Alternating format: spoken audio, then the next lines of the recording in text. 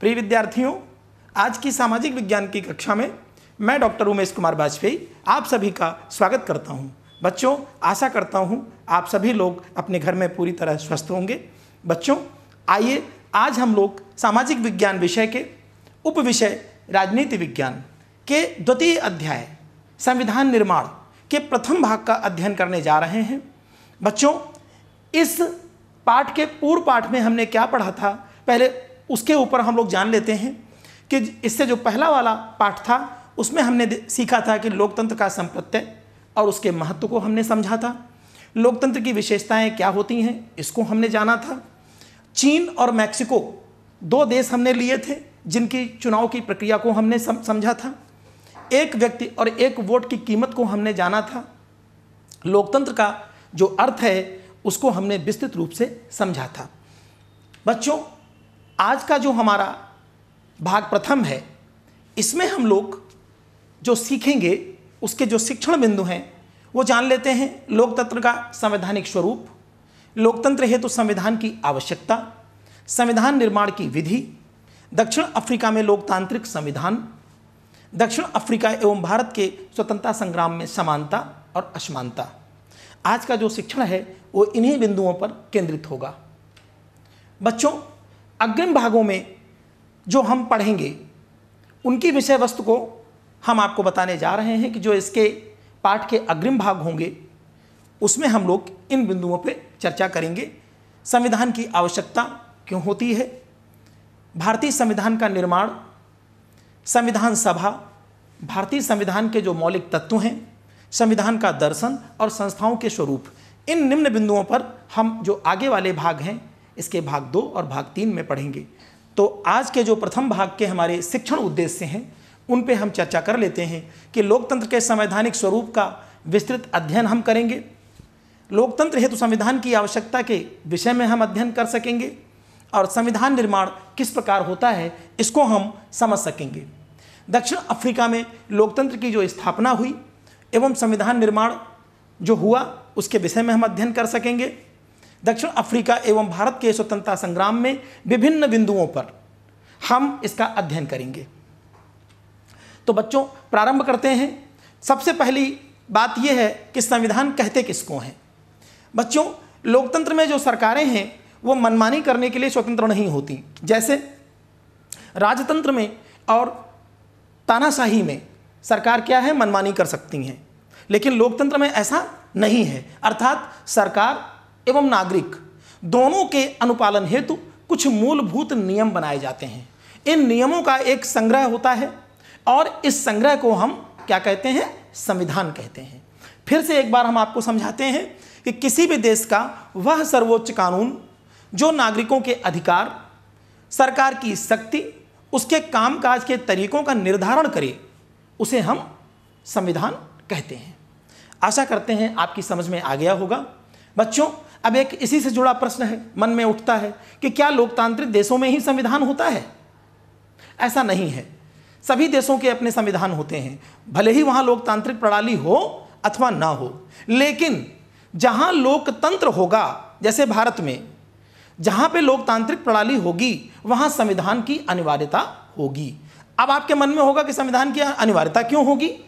संविधान की अनिवार्यता इसलिए होगी कि लोकतंत्र में ही व्यक्ति के जो मौलिक अधिकार हैं, जो मूलभूत अधिकार हैं, वो प्रदान किए जाते हैं। तो उनकी रक्षा के लिए हमें एक संविधान, एक कानूनी पुस्तक हमें निर्माण करना होता है। तो बच्चों, संविधान का जो असली महत्व है वो लोकतांत्रिक देशों में होता है जहां पर मूलाधिकार प्रदान किए जाते हैं, जैसा कि अभी हमने बताया। आगे चलते हैं। कुछ प्रश्न हैं जिनको समझना यहाँ बहुत आवश्यक है आगे चलने से पूर्व। जैसे संविधान की आवश्यकता क्यों होती है? अब संविधान में वर्णित कुछ नियम कानून होते हैं जिनके द्वारा किसी देश की सरकार, उसके जो क्रियाकलाप होते हैं, नागरिकों के जो कर्तव्य हैं एवं अधिकार हैं, इनको निर्धारित किया जाता है। किसको किसको? देश की सरकार जो है उसके क्रियाकलाप, सरकार के क्रियाकलाप और नागरिकों के अधिकार एवं कर्तव्य, इनका निर्धारण कौन करता है? इनका निर्धारण संविधान द्वारा होता है। अगर संविधान नहीं होगा तो इनका निर्धारण संभव नहीं है। यह नियम कानून सभी के लिए बाध्यकारी होते हैं, अर्थात इनको मानने से कोई इनकार नहीं कर सकता। संविधान को बनाता कौन है और इसकी निर्माण विधि क्या है? बच्चों, इसका विस्तृत अध्ययन भाग 2 में और भाग 3 में हम लोग करेंगे। यहाँ हम लोग संक्षिप्त रूप से इसको जान लेते हैं कि किसी भी देश के संविधान निर्माण हेतु एक संविधान सभा बनाई जाती है, जिसकी जिम्मेदारी होती है कि अच्छे से अच्छा संविधान बनाए। वह संविधान सभा क्या करती है कि जो देश होता है उस देश के राजनीतिक दलों, वहाँ का जो विभिन्न समुदायों के जो प्रतिनिधि हैं उनसे और प्रबुद्ध वर्ग के लोगों से वो संपर्क करती है। उनसे राय मशविरा करके, बहस करके, चर्चाएं करके जो संशोधन आते हैं उन संशोधन को स्वीकार करते हुए संविधान निर्माण किया जाता है।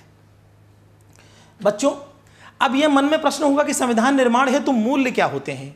यह मूल्य से तात्पर्य क्या है? बच्चों, किसी भी कार्य के लिए कुछ महत्वपूर्ण आधार होते हैं जिन्हें हम मूल्य कहा जाता है। जैसे संविधान निर्माण के भी मूल्य होते हैं, अर्थात किसी भी देश की जो जहाँ पर संविधान निर्माण होना है वहाँ की सामाजिक स्थिति क्या है, वहाँ की राजनीतिक स्थिति क्या है, वहाँ की आर्थिक स्थिति क्या है और वहाँ की सांस्कृतिक स्थिति क्या है, इन सब की विविधताओं को दृष्टिगत रखते हुए वहाँ का संविधान बनाया जाएगा। जैसे हमारा देश है भारत।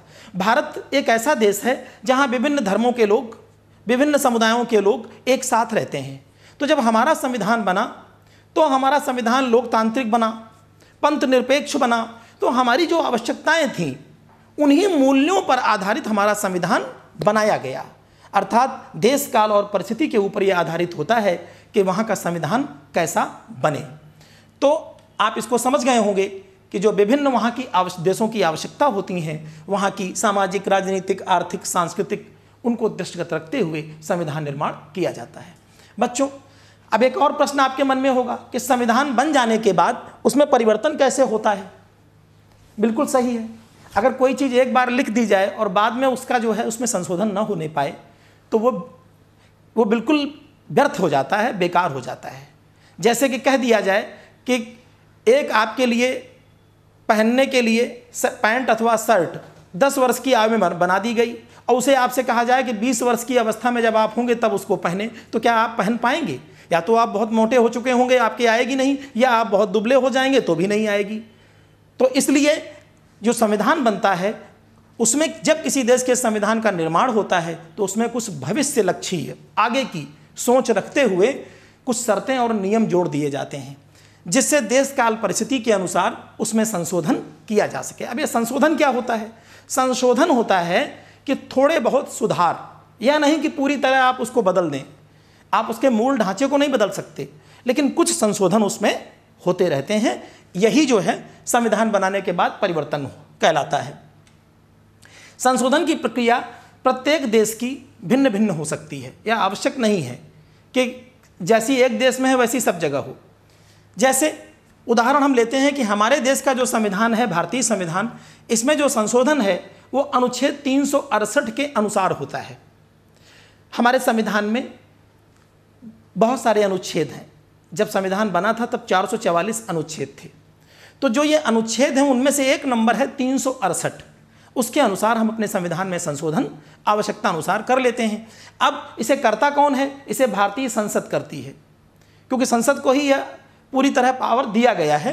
अब यह संशोधन किस प्रकार से होता है इसको संक्षिप्त में जान लेते हैं। 3 प्रकार से, एक सामान्य बहुमत से, एक विशेष बहुमत द्वारा और तीसरा आधे राज्यों की सहमति के द्वारा हम इसमें संशोधन कर सकते हैं। बच्चों, आज हम लोग एक उदाहरण द्वारा यह सीखने की कोशिश करेंगे। जैसे कि दक्षिण अफ्रीका एक देश है जहां का संविधान अभी 1994 में ही बना है और वह एक गणतंत्र देश बना। तो उसका उदाहरण देके हम लोग सीखेंगे कि वहाँ पे क्या क्या हुआ था, वहाँ के लोगों ने कैसे संविधान निर्माण किया था, ये हम लोग जानेंगे। दक्षिण अफ्रीका में भी भारत की ही तरह वहाँ के लोग गुलाम थे, और किसके गुलाम थे? अंग्रेज़ों के। हमारा देश भी अंग्रेज़ों को गुलाम था और वो भी अंग्रेज़ों के गुलाम थे। अंग्रेज़ों ने वहाँ रंग भेद की सारी सीमाएं पार कर दी थी। अब आपके मन में होगा कि ये रंग भेद क्या होता है?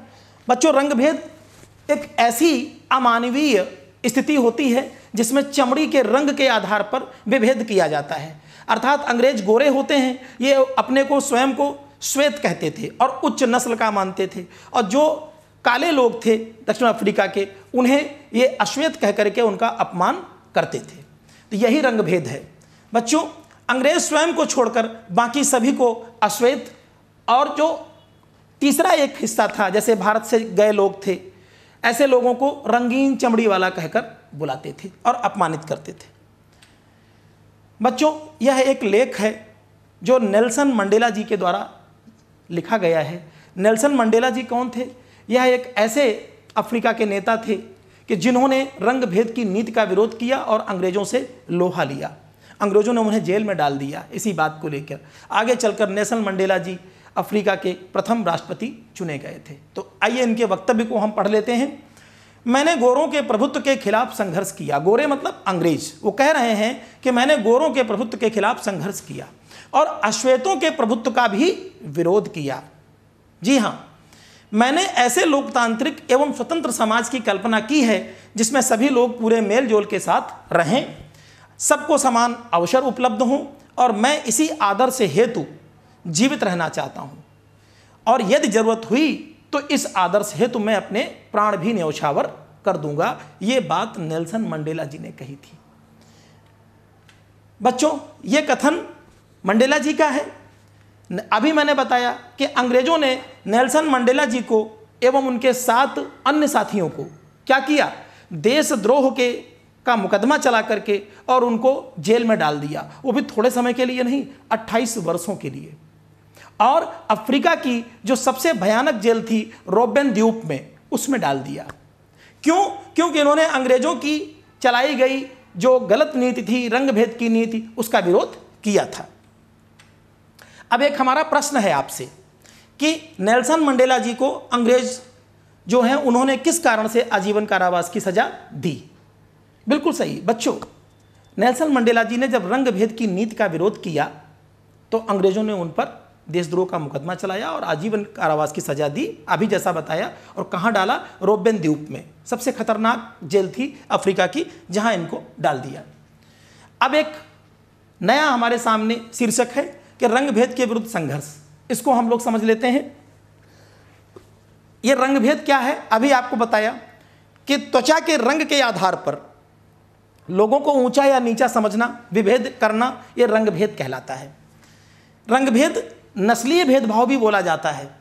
बच्चों ये दुर्व्यवस्था मुख्य रूप से दक्षिण अफ्रीका में अंग्रेजों द्वारा चलाई गई थी। वैसे तो पूरे विश्व में लगभग ये रही है, लेकिन सबसे पहले और सबसे अधिक ये दक्षिण अफ्रीका में ही इसने प्रभावित किया लोगों को।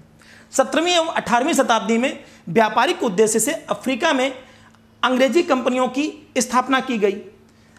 अफ्रीकी लोगों को इन्होंने उसी प्रकार गुलाम बनाया जैसे उन्होंने हम भारतीयों को बनाया था। अब एक अंतर है भारत में और अफ्रीका में। ये भारत से तो व्यापारिक उद्देश्य के लिए आए थे और व्यापारिक उद्देश्य पूरे होके ये चले गए 1947 में, लेकिन अफ्रीका में ये गए नहीं। ये बच्चों वहाँ पर बस गए, वहीं के निवासी हो गए। ये मूलभूत अंतर है। अभी आगे इसी पर हम लोग चर्चा करेंगे। अंग्रेजों ने वहाँ के स्थानीय शासन को अपने हाथ में ले लिया अफ्रीका के, और क्या किया? वहाँ के निवासियों को उनकी काली त्वचा के आधार पर, रंगीन त्वचा के आधार पर वर्गों में बांट दिया और अश्वेत नाम दे दिया। श्वेत एवं अश्वेतों के अलावा एक तीसरी इन्होंने प्रजाति बना दी जिसे रंगीन चमड़ी वाला कहकर या मिश्रित नस्लों वाला कहकर ये अपमानित करके बुलाते थे। जैसा कि अभी बताया, रंगभेद की नीति खासकर अश्वेतों के लिए बहुत ही खतरनाक थी, दमनकारी थी। आम जनमानस को गोरों की बस्तियों में जाने की इजाज़त नहीं थी। यदि किसी काम के लिए सामान्य व्यक्ति को जाना भी पड़ता था तो वो गले में एक परमिट बनता था, उसे टांग करके जा सकता था। इतनी अमानवीयता चल रही थी। आपको आगे बताते हैं कि इतना ही नहीं, आवागमन के साधनों पर, धार्मिक स्थल, अस्पताल, विद्यालय, होटल, पुस्तकालय, सिनेमाघर, समुद्री तट, सार्वजनिक जो शौचालय हैं, इन तक को गोरों ने गोरे और काले लोगों के आधार पर विभाजित कर दिया था। अर्थात जो गोरे लोग थे वो अपने लिए निर्धारित स्थानों पर जाने नहीं देते थे। आप बताइए, अश्वेतों को अपना जो संगठन था वो भी बनाने का अधिकार नहीं था। अपने साथ किए गए भेदभावपूर्ण, अन्यायपूर्ण व्यवहार का प्रतिरोध करने का भी अधिकार नहीं था। कितनी बुरी स्थिति थी बच्चों, आप समझ सकते हैं।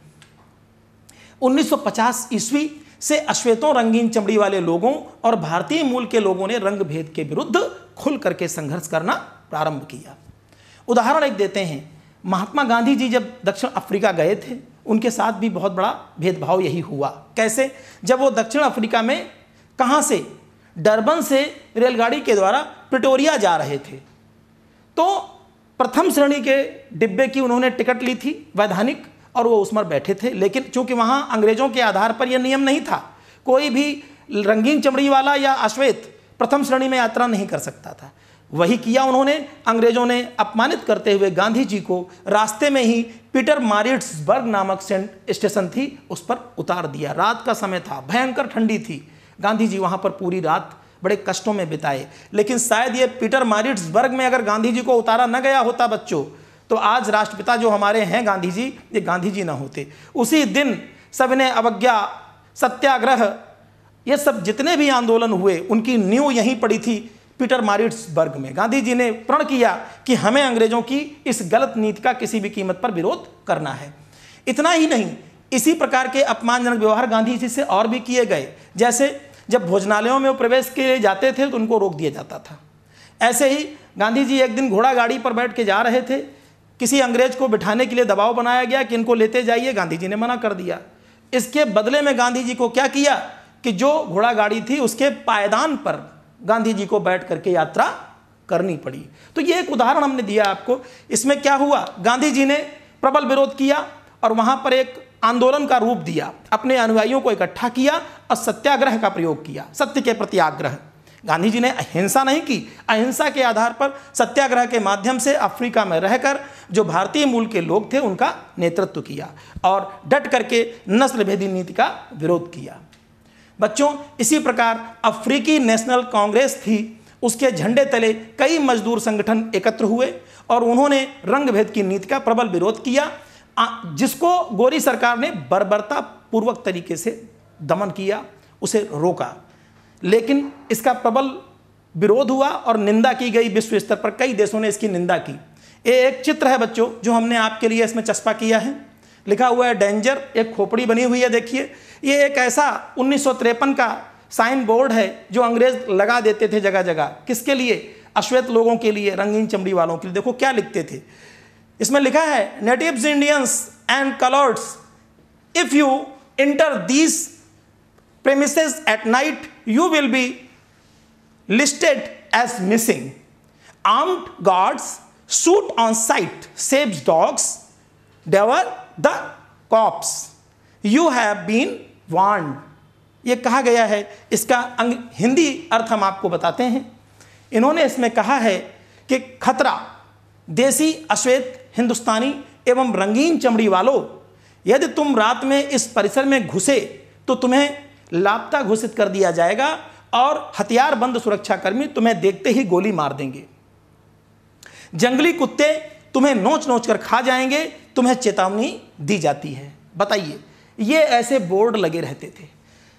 बच्चों, एक प्रश्न है इसी से संबंधित कि अफ्रीका जैसी रंग भेद की नीति भारत में किस सीमा तक लागू थी?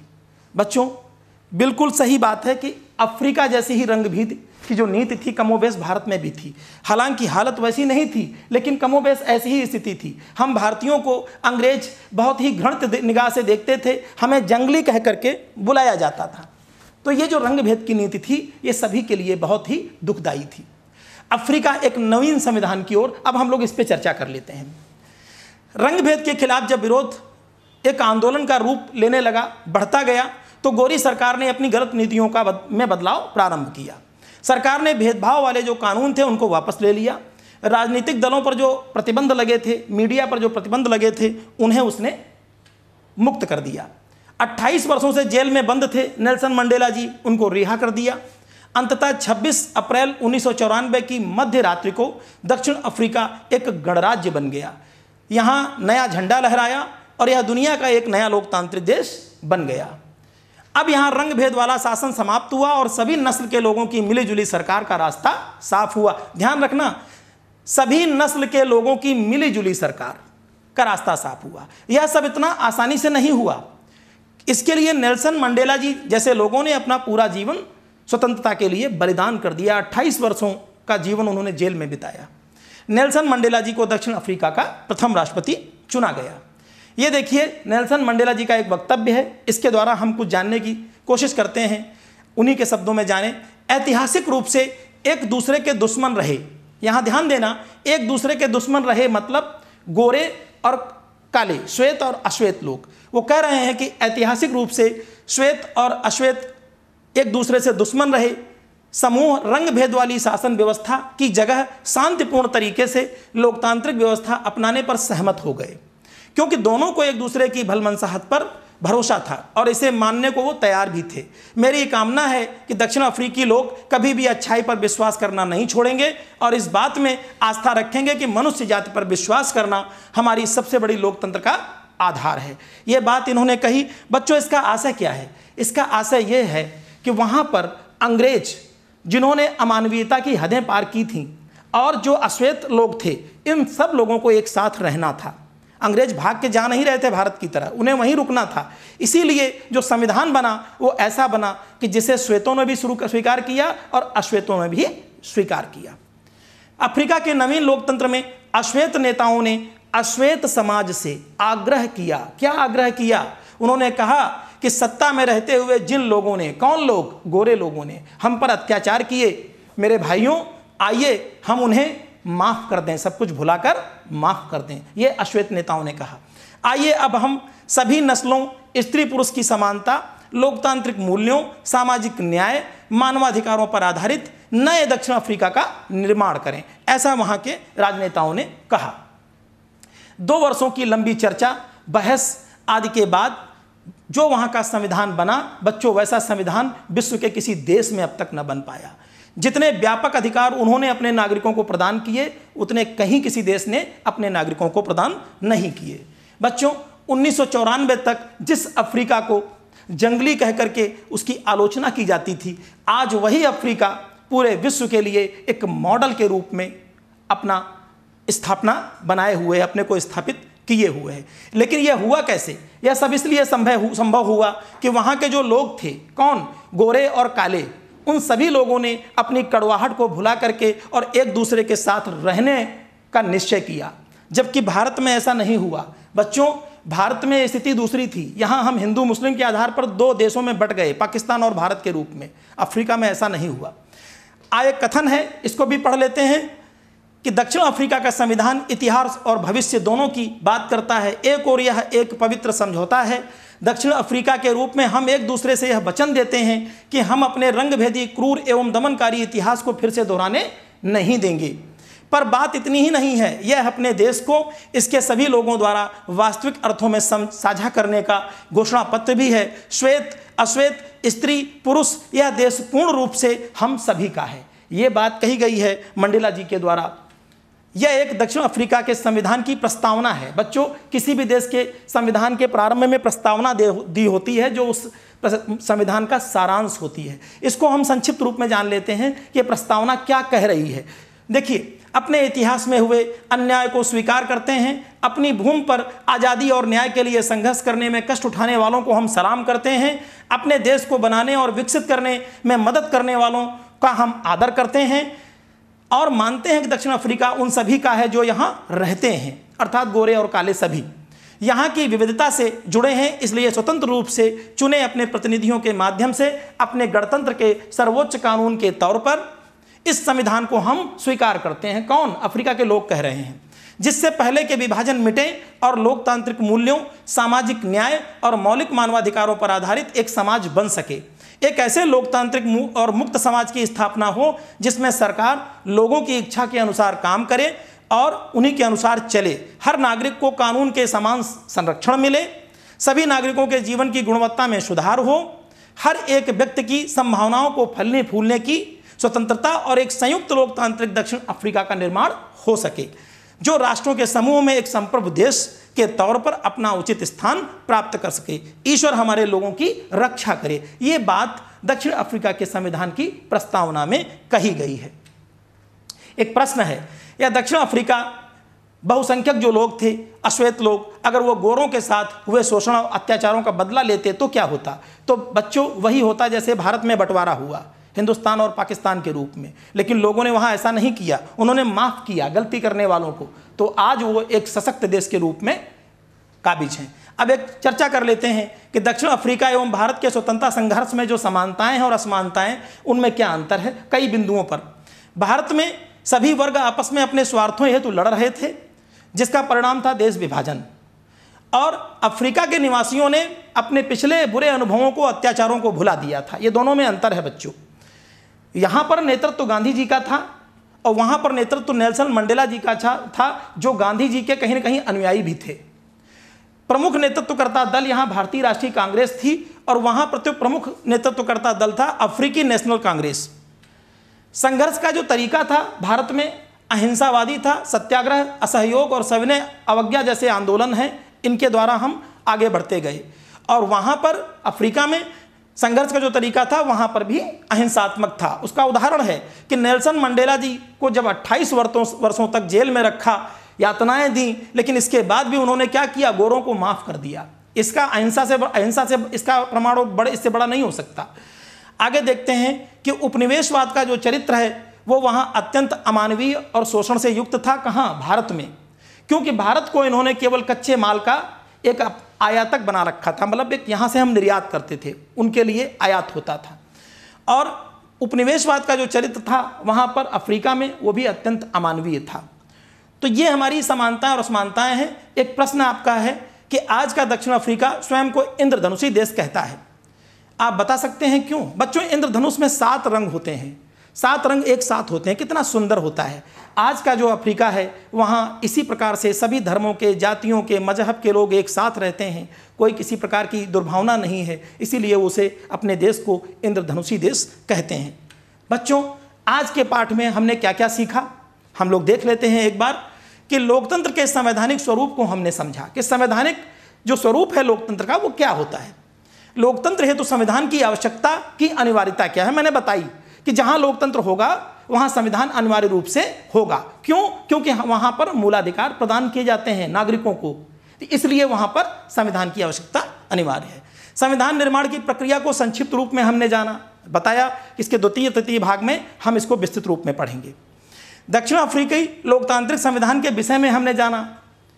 दक्षिण अफ्रीका एवं भारत के स्वतंत्रता संग्राम में विभिन्न बिंदुओं पर समानता और असमानताओं को हमने समझा।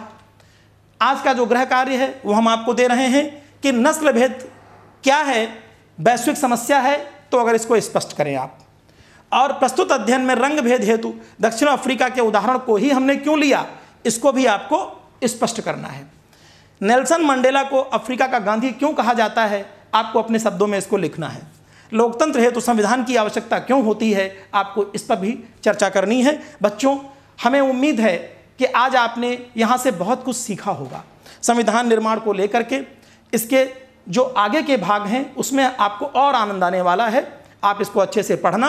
अगर इससे संबंधित आपको कुछ और भी अध्ययन करना है तो आप हमारे दीक्षा ऐप पर जाकर के पढ़ सकते हैं, अथवा उत्तर प्रदेश सरकार का जो हमारा शिक्षा का चैनल है, माध्यमिक शिक्षा का, उसके YouTube लिंक को भी आप फॉलो कर सकते हैं और वहाँ पर भी पा सकते हैं। बच्चों, इसी के साथ मैं डॉक्टर उमेश कुमार वाजपेयी आपसे विदा लेता हूँ। धन्यवाद।